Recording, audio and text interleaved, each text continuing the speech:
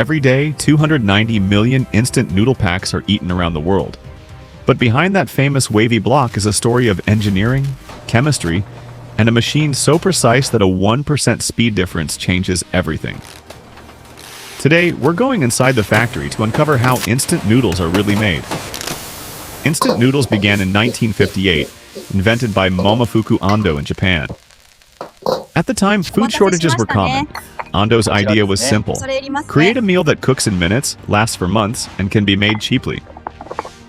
The secret he discovered would shape the entire industry: deep frying the noodles.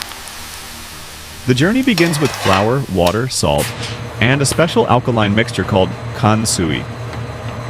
This ingredient gives noodles their bouncy texture and yellow color.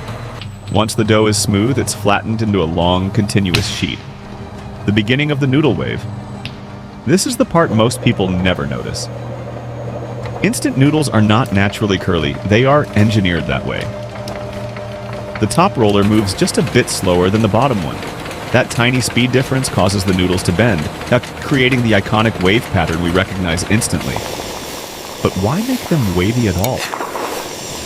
The answer: faster cooking. More surface area means more hot water touches the noodle, and that cooks it quicker. After shaping, the noodles are steamed. This partially cooks them and locks the curves into place. In this state, they are soft and fragile. To last months on shelves, they now need to be dried. Most noodles are dried using hot oil.